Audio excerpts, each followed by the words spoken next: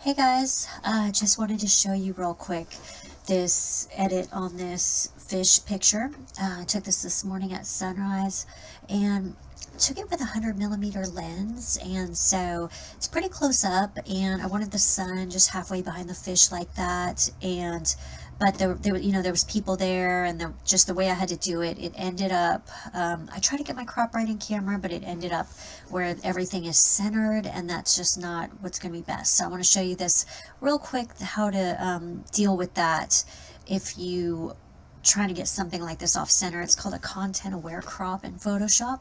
So that's going to be the main part of this video. I'm going to talk pretty fast because I think people talk too slow on YouTube, so hopefully I don't go too fast. But okay, so first thing we're going to do, we're in the library module now. Go in the develop module, and okay, on this 100mm lens, first thing is it does have some vignetting around the edges a lot, and pretty much any of your lenses, if you check this enable the profile corrections, it'll clear up anything like that or any sort of distortion or something like that.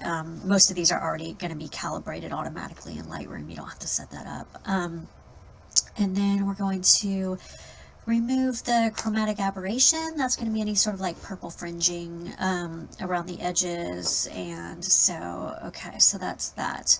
Now, next thing we're going to do, I just want to bring up some of these shadows to bring out the fish. Now for this, I did shoot this in RAW, not JPEG.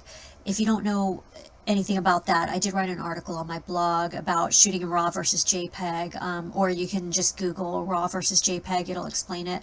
But basically, RAW just gives you a lot more image data, so shooting in RAW in a situation like sunset is going to allow, like JPEG, we would not be able to recover the detail in that fish, but since we shot in RAW here, then we can recover that detail, and pretty much any DSLR camera is going to be capable of shooting in RAW. Even cell phones now, a lot of them can shoot in RAW. Okay, so it's still not the same as a DSLR, but anyway, that's another tangent. Okay, bring up the shadows. That's going to bring out some of those dark areas. Bring down the highlights, not too much. I still want the sun to glow, but just not as bright. I think that's all we need to do here. Maybe a little contrast, but not even that much. I think this is pretty good straight out of camera.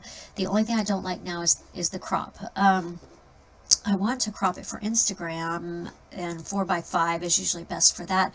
But as you can see, there's just no way to get this fish off center. I think it would be a stronger composition if the fish was off center. If you don't know about the rule of thirds, I wrote an article about that too, or you can just Google the rule of thirds. But basically, it's just kind of showing that most of the time, like a subject kind of goes dead if it's in the center. And so if this fish was like off to the right a little more, I just think it'd be a more powerful composition. But as you can see by the way I shot this, there's just no way to do that. Well, that's why we have to go into Photoshop. So right click, edit in Photoshop.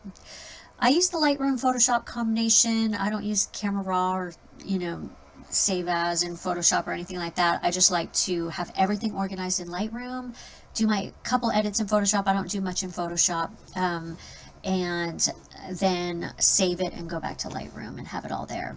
Okay, so here's our content aware crop. We go to the crop tool, it's right here, and set your ratio here. I've got 4:5. If you don't want a ratio, just press this clear button and then you can do free cropping, but I'm going to do 4:5. Okay, so we want to get this fish off to the right a little more. So this content aware cropping is really great because in Photoshop you can actually pull your crop outside of your image.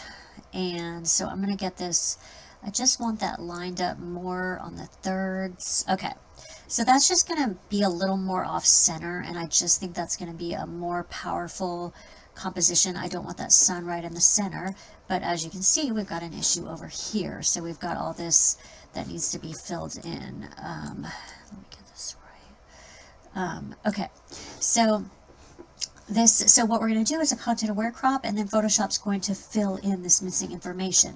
Now, this usually works best on images like this, where it's fairly obvious what Photoshop has to fill in, and so usually gets it right. But if you have objects at the corners or people on the edges, this isn't going to be the right tool. There's other tools, but you can still try it. But anyway, so now all we do is we make sure this content aware box is checked. If it's not checked, then it's just going to leave it like this, because there are other ways you could do this. But if you check it, then when you hit this checkbox, and you kind of have to just cross your fingers here, and then they're going to like analyze all these colors and just kind of analyze what you might want filled in here. And most of the time on an image like this, yeah, did it perfectly. Like, that's exactly what I wanted. So we are good with that. And yeah, I think that's all oh no, the only other thing I want to do here in Photoshop, this spot healing brush is like my favorite tool ever. Use your bracket keys to make it bigger and smaller, but this red dot, I just don't like that. I know that's a flare from the sun, it's like super authentic and everything, but I don't like it. It looks like one of those laser pointer dots, and it's just distracting, and I hate it. So just all you have to do is go over stuff like that, and it'll just fill it in and take care of it. You can kind of, there we go. And get all crazy about that. Okay. So now we are done with this.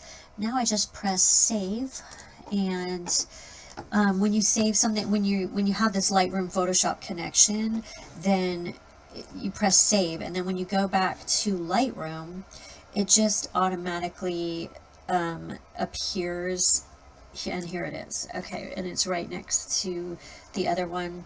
So there's our image. Here's our first one.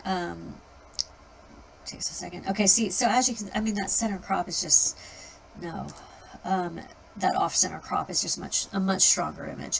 So anyway, the only other thing I'm going to do real quick, I'm going to take my adjustment brush, and another cool thing I usually hit this show selected mask overlay in a situation like this, because I know I want the whole fish painted.